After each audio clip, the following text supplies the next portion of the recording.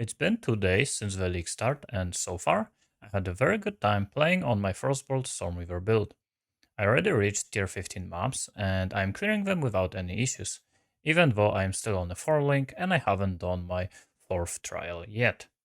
For a lot of time yesterday, I was rank 2 when it comes to Stormweavers in terms of experience on PoE Ninja, but I haven't played for the past few hours, so of course I dropped down.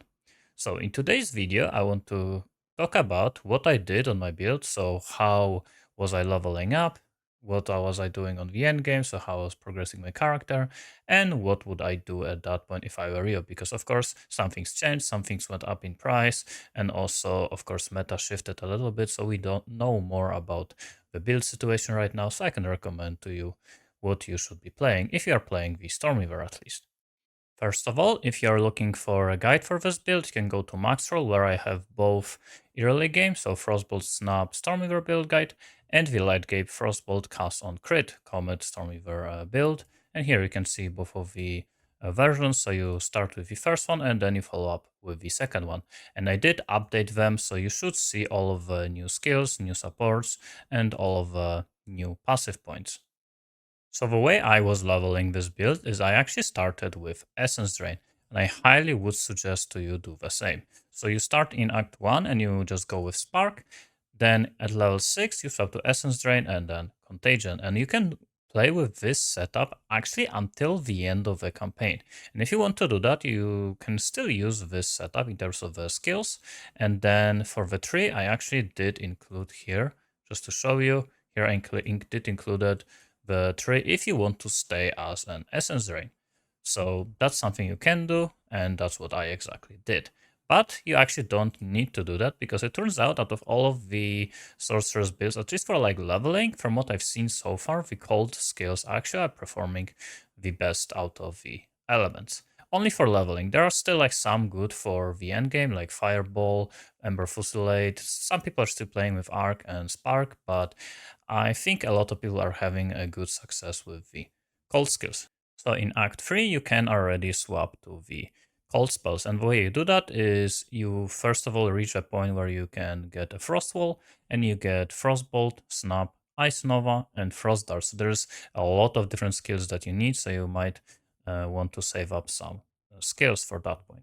Then you support all of them with what you see here, and basically your game, the way it's gonna look like, I am gonna show you right now. I'm gonna unequip Snakepit, I'm gonna talk about that in a second. Where you're gonna be playing, and most of the enemies you're just gonna kill with the Frost Wall. You're gonna spawn Frost Wall top of enemies, and some of them are gonna die just by walking through the Frost Wall, and that's gonna be that. But if that's not gonna be enough, what you can do is you can shoot Frostbolt at them and then detonate it with the snap. So that's how it's gonna look. Boom, and wall is gonna detonate and kill everything in this area. But snap has a cooldown, so what you want to do is, I'm actually also using Ice Nova. So Ice Nova is basically a skill that you want to use whenever your snap is on cooldown. So you don't have to always cast Frostwall, only on like big targets. You would cast Frostwall, Frostbolt, Snap, then Frostwall, Frostbolt, and Nova. And you can see it deals a little bit less damage, but you can actually spam Nova. If you use Nova just normally, it is gonna be casted around you. But if you cast it on a Frostbolt, it is gonna be casted in place of the Frostbolt, so that's what you can do. I'm using here a Spell Cascade. You should be using Spell Echo early on, but I'm gonna mention why I'm using the Spell Cascade later. But yeah, you don't have to always use Frost Wall. You can just play Frostbolt, Snap, Frostbolt, Ice Nova, Frostbolt, Snap, Frostbolt, maybe Frost Wall, Frostbolt, Snap, or Ice Nova. You just do the rotation like that. But on single target, instead of the Ice Nova, you're gonna be using Ice Darts, and that you can see here on the tree. We are also using the Ice Darts, and of course Elemental Weakness for just making enemies take more damage, and also the Frost Bomb for the elemental exposure. But the reason why Frost Nova and Ice Darts are very good for leveling is because they take advantage of a new mechanic called Infusion. And the way it works is, if you have Infusion stacks, both Ice Nova and Frost Darts are gonna deal way more damage for the next cast.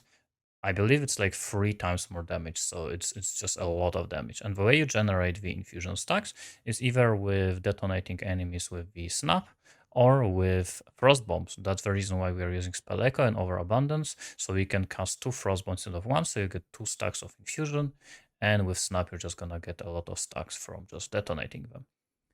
Then you can also use elemental weakness, so whenever you're gonna just freeze enemies, you're gonna get additional remnants. So that's basically the setup. And then later on, when you reach maps, you can see the additional supports you can use. And also you're gonna use cast on elemental element with Comet for some additional single target damage. And convalescence is only good when you have the energy. When you swap to energy shield, it's gonna help you with recovering it. For the tree, you again at the start you go for the essence drain, so you go to the left side to get some chaos damage over here, and then once you swap to frost spells, and again you can stay essence drain if you want to, if you just like enjoy the playset, but I've been talking a lot of people, and some people just don't really like essence drain, but some people don't like frost spells early on, so it is up to you when you want to swap to it, but I would suggest minimum Act 3 to swap to the frost spells. And yeah, then you remove the chaos damage, you take some elemental, you take some spell damage and so on. And if you don't know what these red lines and green lines means, basically this is weapon set 1 and this is weapon set 2.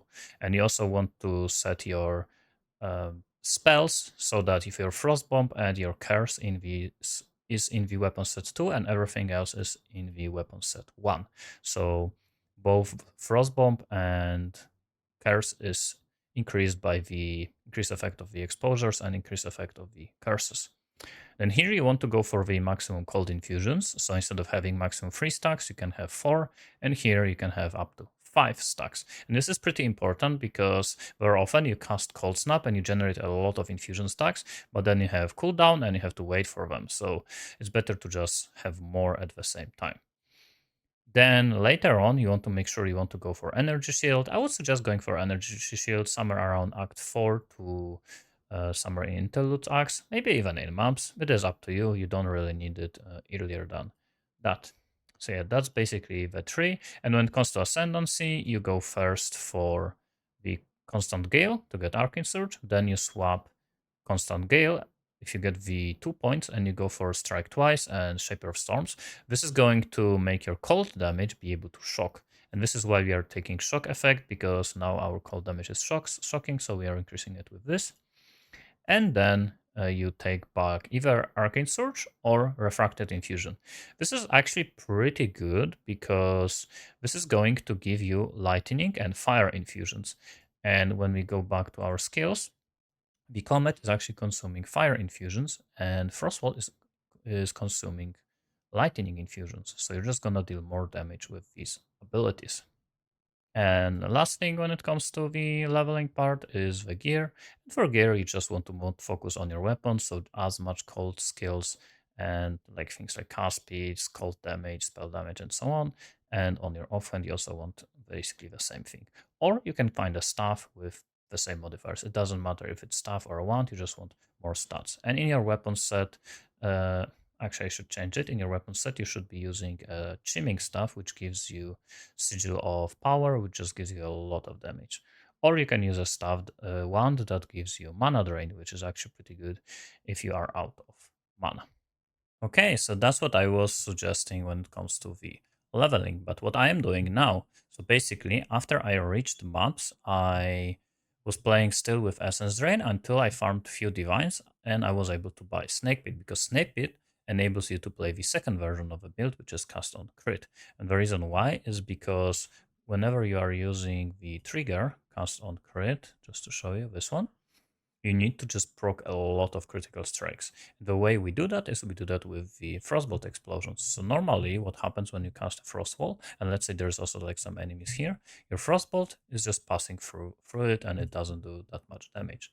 But when you equip Snakepit, it is going to no longer pierce and it's also going to fork, which is going to create additional Frostbolts. So this is what is going to happen. You're just going to cast Frostbolt and it's just going to cause a lot of explosions. And all of these hits, both from Frostbolts and from the Frost Walls, are going to crit, And whenever you're critting, they are generating energy for the Comet, and you're gonna do a lot of damage with them. But to be honest, Comets are not really needed for mapping. It is needed for bossing though. So for mapping, you're actually going to kill most of your enemies with Frostbolts, so the gameplay is becoming much easier. You're just casting Frostbolts and that's basically it. Occasionally you can still kill enemy with Snap or cast Frost Wall or some uh, Ice Nova, but most of the time you just run around with the Frostbolt. So this is why I didn't swap to the build before the Snakepit. But unfortunately, right now, Snakepit went up in price and it is around 10 divines. So you might actually have to play with the previous version for much longer than what I did. And if you're struggling with currency, I always suggest the number one thing I would suggest doing is when it comes to the league start and you're just struggling with money is doing Temple of Chaos. It just farms a lot of currency. But now this league actually just farming maps and doing Abyss is a lot of money because Abyss drops the bones and bones are actually pretty expensive, so you can just make money this way. So it is up to you what you want to do.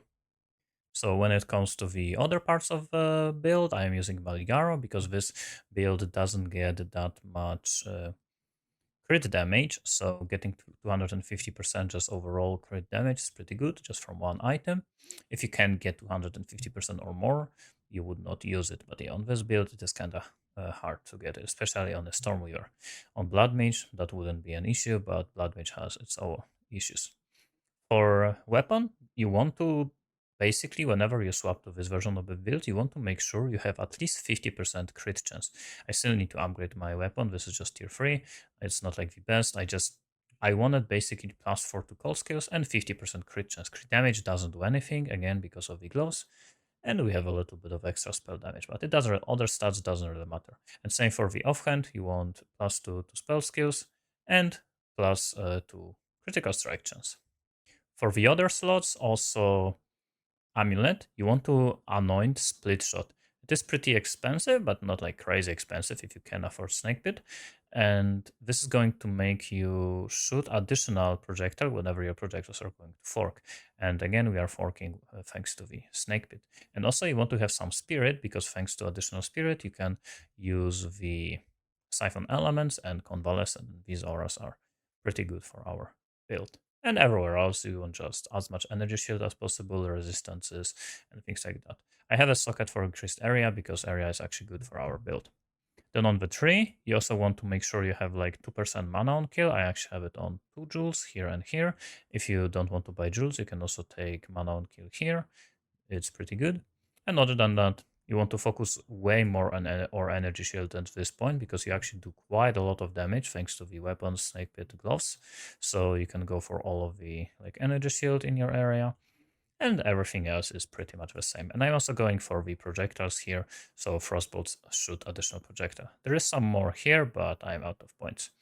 Also, these crit nodes are pretty good because they reduce your critical damage bonus, and this is the same thing with pinpoint critical. It is reducing your crit damage, but it's actually not doing it because we are using gloves. So these gloves make it so it cannot be changed, so even when it is reduced. So just to show you, it's 250%, and if I unequip it, it's still 250, so it's just a lot of damage.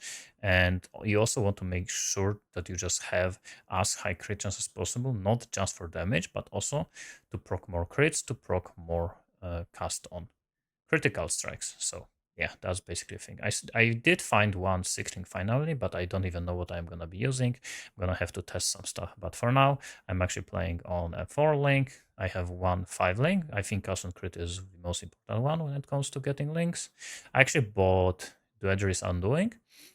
It's not that important. It helps a little bit when it comes to the just on clear. You can use Elemental Weakness from time to time. But everything else is in the planner, so you can check that on the website. And yeah, the most important thing is pinpoint critical on pretty much every single skill I am using. The only skill I'm not using it on is cast on crit, so I can just proc more of them. But yeah, everywhere else, oh, I'm actually not using it here. I probably should. But yeah, that's basically it when it comes to my build. So far I've been having a lot of fun playing it.